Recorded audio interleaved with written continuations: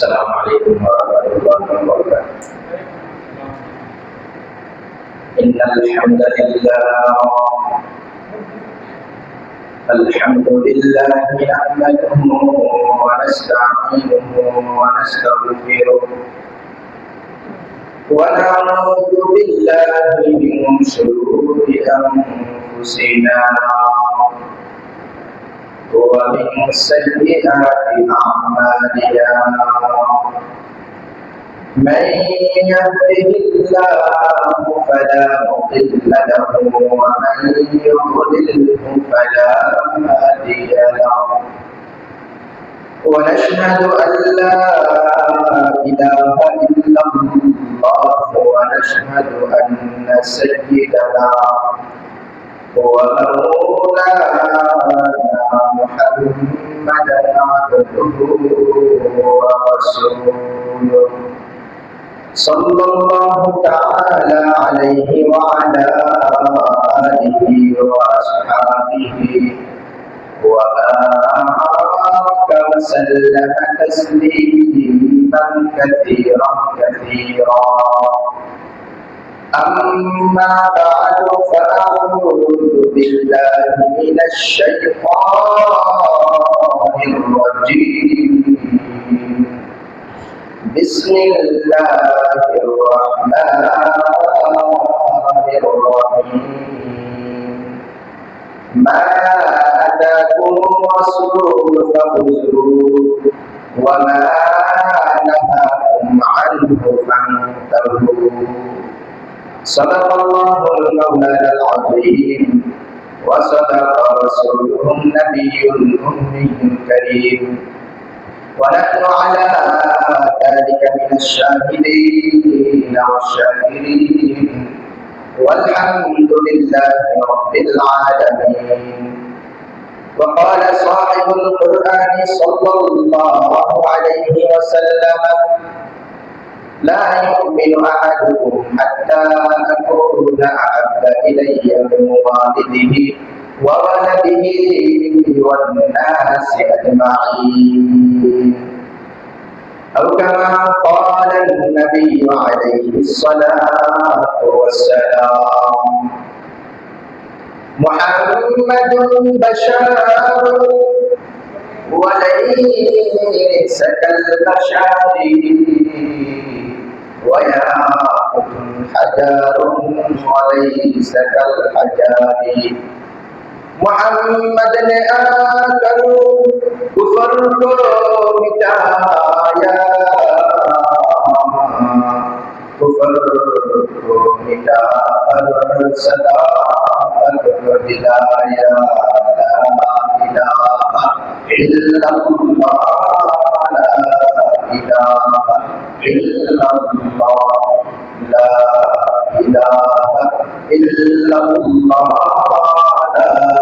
الہ الا اللہ لا إله إلا الله لا إله إلا الله لا إله إلا الله لا إله إلا الله لا إله إلا الله لا إله إلا الله لا إله إلا الله لا إله إلا الله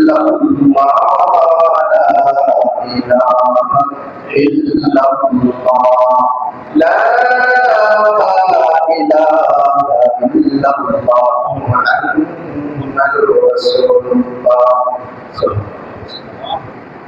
মহান আল্লাহ পাক রব্বুল আলামিনের দরবারে লাখ কোটি শুকরিয়া আদায় করি যে রব্বুল আলামিন দয়া করে মহব্বত করে করেছে পবিত্র মাস রবিউল আউয়াল মাসের প্রথম জুমাতে আদানের সাথে সাথে আল্লাহ পাকের মসজিদে আসা বসা সাথে সাথে কোরআন ও হাদিসের আলোকে কিছু গুরুত্বপূর্ণ আলোচনা করা এবং আপনাদেরকে আমাদের নিয়মে শ্রবণ করার তৌফিক দান করেছেন মহান মালিকের দরবারে প্রাণ খুলে তার শুকরিয়া আদায় করি আলহামদুলিল্লাহ।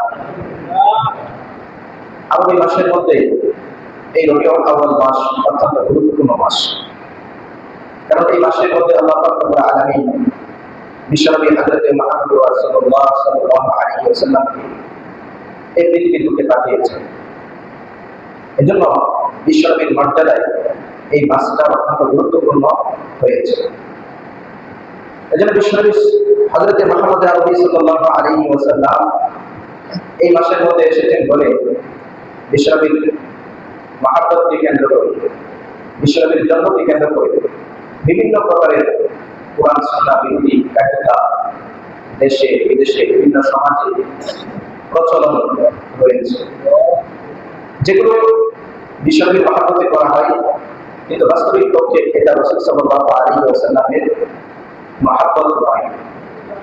কারণ রাসূল করিম সাল্লাল্লাহু আলাইহি ওয়াসাল্লামের মহব্বত এটা রাসূল যেভাবে বলেছেন সেভাবে রাসূলকে মহব্বত করতে হবে, রাসূলকে ভালোবাসতে হবে। আর যদি মনমতো রাসূলকে মহব্বত করা হয় তাহলে সেই মহব্বতের মাধ্যমে আল্লাহ পাকের নৈকট্য অর্জন করা যাবে না, বরঞ্চ আল্লাহ পাক থেকে আরো দূরে সরে যেতে হবে। আল্লাহ রাসূল সাল্লাল্লাহু আলাইহি ওয়াসাল্লাম এই মাসের মধ্যে জন্ম হয়েছে এটা সঠিক, তবে কোন তারিখ জন্ম নিয়েছেন ইতিহাসবিদের মধ্যে এটা নিয়ে অনেক কথাবার্তা রয়েছে। তবে প্রচলিত মত হলো যেটা প্রসিদ্ধ সেটা অর্থাৎ 12 রবিউল আউয়াল আল্লাহ রাসূল সাল্লাল্লাহু আলাইহি ওয়াসাল্লাম জন্মলাভ করেছেন। কিন্তু এটা প্রসিদ্ধ হলো বিশুদ্ধ নয়। এটা প্রসিদ্ধ ঠিক আছে, বিশুদ্ধ এটা নয়, বরঞ্চ বিশুদ্ধ মত হলো 8 রবিউল আউয়াল আল্লাহ রাসূল জন্মলাভ করেছেন। এখন কথা হলো রাসূল সাল্লাল্লাহু আলাইহি ওয়াসাল্লামের জন্ম নিয়ে মতানৈক্য কেন? তার কারণ হলো আগেকার লোকেরা মানুষের জন্ম তারিখ নিয়ে তো চিন্তা করতো না। এখন বর্তমানে যেরকম জন্ম নিবন্ধন ছাড়া কোনো কাজ হয় না, আগের যুগে এগুলো ছিল, যার কারণে মানুষ কখন জন্ম হয়েছে, কোন তারিখে জন্ম হয়েছে সেটা তাদের এত গুরুত্বপূর্ণ বিষয় ছিল। যার কারণে এই ইতিহাসবিদদের মধ্যে রাসূলের জন্ম নিয়ে ইখতিলাফ মতবিরোধ হয়েছে। কারণ রাসূল সাল্লাল্লাহু আলাইহি ওয়াসাল্লামের জন্ম তারিখে কিভাবে নির্ধারণ করবে? তারা ঈসা আলাইহিস সালাম থেকে নিয়ে ইংরেজি সন শুরু হয়েছে, সেই হিসাবে ওই সন গণনা করে করে ইতিহাসবিদরা রাসূল সাল্লাল্লাহু আলাইহি ওয়াসাল্লামের জন্ম তারিখে নির্ধারণ করেছে, যার কারণে ওই জন্ম তারিখে মতানৈক্য হয়েছে। যাই হোক, 12 রবিউল আউয়াল যদিও রাসূল করিম সাল্লাল্লাহু আলাইহি ওয়াসাল্লামের জন্ম এটা একই নয়, তবে আল্লাহ রাসূল সাল্লাল্লাহু আলাইহি ওয়াসাল্লাম এই দুনিয়া থেকে আল্লাহর কাছে চলে গিয়েছেন, অর্থাৎ ইন্তিকাল করেছেন, সেটা হলো 12 রবিউল আউয়াল মাসে। এটা আমার এটাই আল্লাহ রাসূলের ইন্তিকাল 12 রবিউল আউয়াল, এটা হলো শুদ্ধ সঠিক কথা। কিন্তু জন্ম 12 রবিউল আউয়াল এটার মধ্যে ইখতিলাফ রীতিমতো বিরোধ রয়েছে। এখন কথা হলো ওই 12 রবিউল আউয়ালকে কেন্দ্র করে অনেকেই আনন্দ উল্লাস করে, রাসূলের জন্মে আনন্দিত হয়, মিলাদ মাহফিল করে, মিলাদ অনুষ্ঠান করে, এগুলো কি সম্পর্ক? শরীয়তের সাথে এগুলো কোনো সম্পর্ক আছে? উত্তর হলো না। রাসূলের জন্মকে কেন্দ্র করে মিলাদ মাহফিল করা, মিলাদ অনুষ্ঠান করা, মিছিল বের করা, এগুলো শরীয়তের সাথে সম্পর্ক নেই। কারণ রাসূল সাল্লাল্লাহু আলাইহি ওয়াসাল্লামের যদি মেনে নেওয়া হয় 12 রবিউল আউয়াল মাসে দুনিয়াতে এসেছেন, কিন্তু উনি তো আবার এই তারিখে দুনিয়া থেকে ইন্তিকাল করেছেন।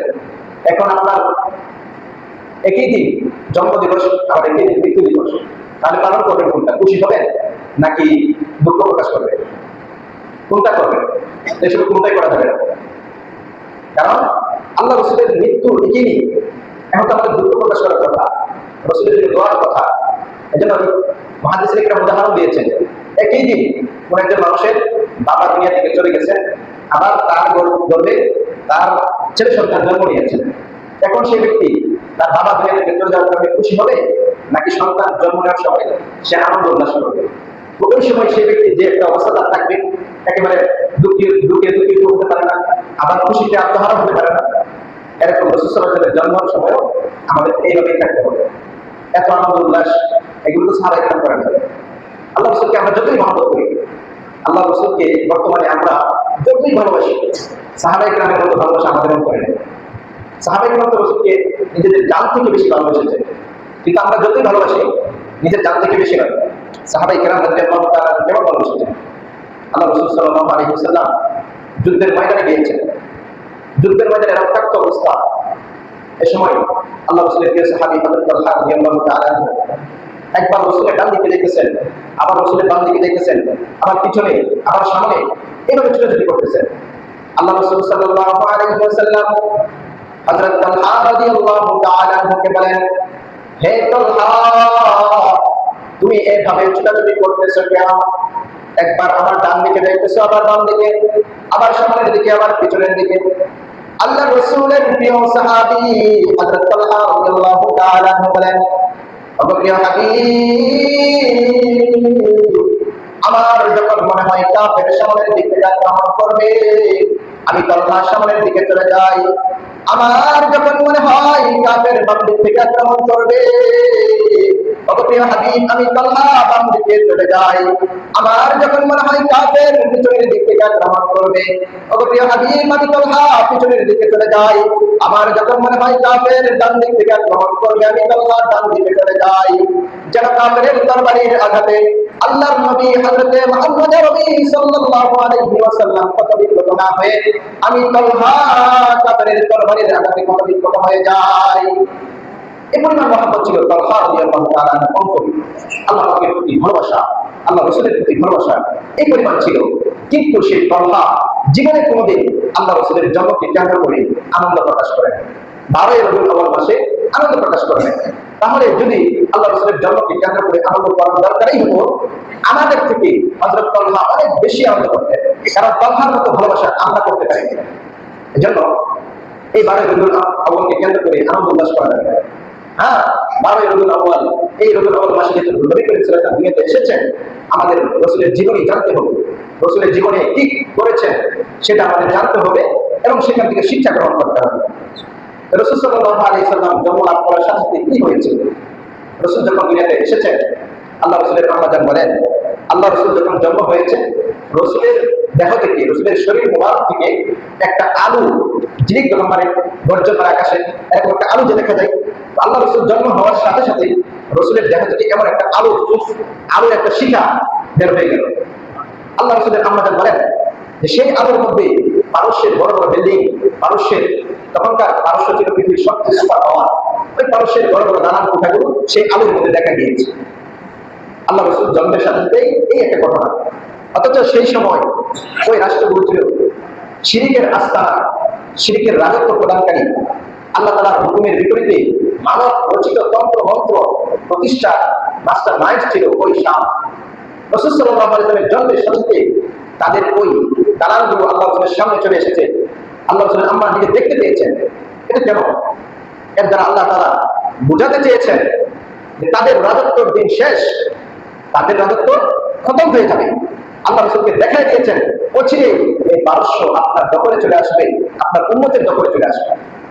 শুধুমাত্র তাই নয়, কিতাবের মধ্যে লেখেন আল্লাহ রাসূলের জন্মের সাথে সাথে পারস্যের গণভবনের 14টি পিলার খসে পড়েছে, দালান থেকে 14টি ইট খসে পড়ে গিয়েছে। পারস্যের সম্রাট আশ্চর্য হয়ে গেলেন এই ঘটনার স্থলে তারা গবেষণা করতে জানতে পেরেছেন আরবের মরুভূমির মধ্যে আমেনার গর্ভে একটি সন্তান জন্ম নিয়েছেন। সেই সন্তান জন্ম হওয়ার সাথে সাথে পারস্যর ওই ভবন থেকে 14টি ইট খসে পড়ে গিয়েছেন। সুবহানাল্লাহ। আল্লাহ রাসূলের জন্ম হয়েছে আরবে, হাজার হাজার মাইল দূরে পারস্য সম্রাটের ওই বিল্ডিং থেকে ইট খসে পড়ে গিয়েছে। শুধু তাই নয়, ওই পারস্যের মধ্যে একটি অগ্নিকাণ্ড ছিল, যে আগুনটা জ্বালানো হয়েছিল আল্লাহ রাসূলের জন্মের 1000 বছর পূর্বে। 1000 বছর ধরে সে আগুন জ্বলতেই ছিল, কোনোদিন সে আগুন বন্ধ হয়নি। সে আগুনকে অগ্নিপূজকরা পূজা করত। কিন্তু আল্লাহ রাসূল সাল্লাল্লাহু আলাইহি ওয়াসাল্লাম যখন জন্ম লাভ করেছেন, রাসূলের জন্মের সাথে সাথে সে আগুন বন্ধ হয়ে গিয়েছে। যে আগুনটা 1000 বছর ধরে তারা পূজা করতেছে, আল্লাহ রাসূলের জন্মের সাথে সাথে সে আগুন বন্ধ হয়ে গিয়েছে। তাহলে বোঝা গেল রাসূল সাল্লাল্লাহু আলাইহি ওয়াসাল্লামের জন্মের মাধ্যমে শিরকের যে আস্তানাগুলো ছিল, শিরকের যে প্রধান কেন্দ্রগুলো ছিল, সবগুলোর মধ্যে আল্লাহ তাআলা প্রভাব ফেলেছেন, শিরককে নির্মূল করে দিয়েছেন, অগ্নিপূজকের পূজা বন্ধ করে দিয়েছেন শুধুমাত্র রাসূলের জন্মের মাধ্যমে। এখান থেকে আমাদের শিক্ষা কি? আল্লাহ রাসূলের এই জন্মদিনকে কেন্দ্র করে আনন্দ করা, নাকি এই জন্ম থেকে শিক্ষা গ্রহণ করা? এই জন্ম থেকে শিক্ষা গ্রহণ করতে হবে। যেই রাসূলের জন্মের কারণে, যেই রাসূলের জন্মের মাধ্যমে শিরকের আস্তানা ভেঙে খানখান হয়ে গিয়েছে, যে রাসূলের জন্মের মাধ্যমে অগ্নিপূজার আগুন বন্ধ হয়ে গিয়েছে, সেই রাসূলের জন্মদিবসে আমাদের শিক্ষা গ্রহণ করতে হবে। আমাদের জীবনে জীবনটাকে শিরিক মুক্ত গঠন করতে হবে। শিরিক মুক্ত যদি আমাদের জীবনকে গঠন করতে পারি, তাহলে বোঝা যাবে আমার ভিতরে রাসূলের মহব্বত আর ভালোবাসা আছে। আর যদি আমি শিরিকের সাথে জড়িত থাকি, শিরিক গুলার লিপ্ত থাকি, কিন্তু রাসূলের জন্মদিনে আল্লাহ রাসূলের মহব্বতে সারাদিন মিছিল করি, সারাদিন ওয়াজ করি, সারাদিন রাসূলের ভালোবাসা প্রকাশ করি, তাহলে আমার এই ভালোবাসার দাবিকে আমি আমার মিথ্যা। কারণ রাসূলের জন্মের মাধ্যমে যেই জিনিসটা দমন হয়েছে, আমি তো সেটাই মানে লিপ্ত।